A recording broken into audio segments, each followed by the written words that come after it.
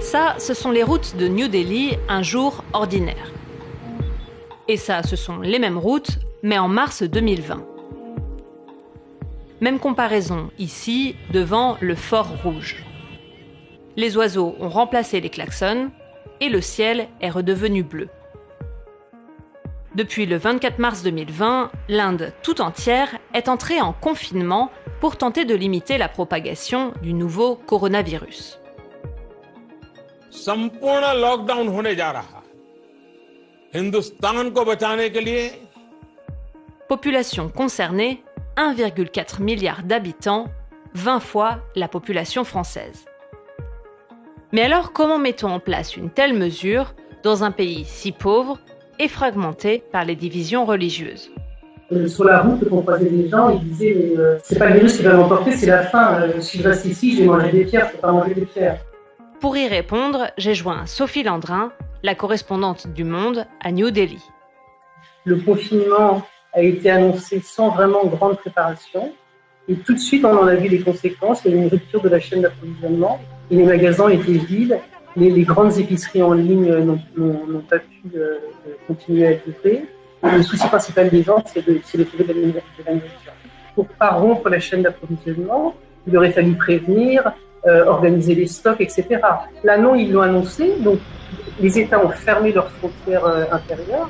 Donc, par exemple, à Delhi, tu ne pouvais plus passer dans les États avoisinants. Et donc, tu as des files de camions qui se sont retrouvés coincés aux frontières. Et pareil pour les trains, ils ont été mis à l'arrêt du jour au lendemain. Les avions ont été mis au sol. Donc, la première conséquence a été cette rupture de la chaîne d'approvisionnement. De manière générale, en dehors de ce qu'on a expliqué avant sur l'exode, le confinement, il est plutôt respecté. Les rues sont complètement vides, les magasins sont fermés, les gens restent chez eux. Les consignes sont plutôt très bien respectées.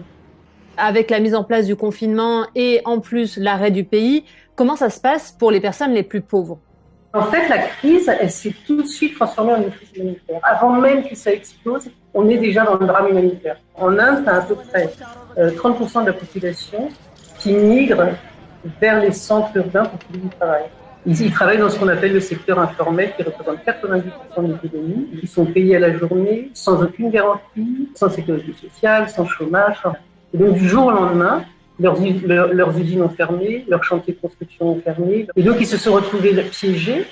Et dès le lendemain, on a vu des cohortes de familles qui marchaient, tu vois, sur des axes, sur des autoroutes qui étaient vides de voitures, en file indienne, avec les enfants sur la tête, les ballots dans le dos, alors en train de pousser des vélos qui étaient chargés comme toutes leurs affaires, et qui ont fait des kilomètres et des kilomètres à pied pour aller regagner leur état d'origine. Et en plus, la police a très mal réagi, donc souvent ils les ont obligés à marcher à 4 pattes, ils se sont fait rouer de coups par la police.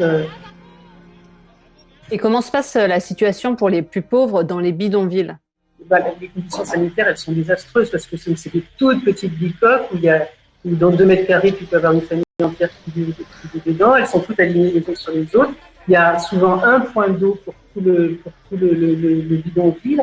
Il y a des toilettes communes. Donc, en fait, les conditions d'hygiène, elles sont épouvantables et les gens ne peuvent pas se confiner. Et puis, ils sont obligés de sortir pour essayer de trouver de la nourriture. Alors, le gouvernement a annoncé un plan de 20 milliards d'euros pour aider les personnes les plus pauvres. Mais concrètement, selon toi, est-ce que ça va être suffisant ? Ce plan, ça doit permettre, par exemple, de donner 1 kilo de riz ou 1 kilo de lentilles, qui est la base de l'alimentation, par mois pour les familles. Et par exemple, aussi, il devait donner 2000 roupies par mois. Mais c'est rien du tout. Donc, en fait, ce plan, il équivaut à 1% du PIB. C'est rien, quoi. C'est pas du tout à la mesure des besoins. Alors Sophie, avant la crise du coronavirus, il y avait aussi une crise politique en Inde. Les musulmans étaient stigmatisés, il y a eu beaucoup de violence. Où en est-on aujourd'hui ? Je trouve que le coronavirus met une espèce de loupe sur les fragilités du pays. Donc elle a mis la loupe sur ces migrants, travailleurs pauvres qu'on ne voulait pas voir.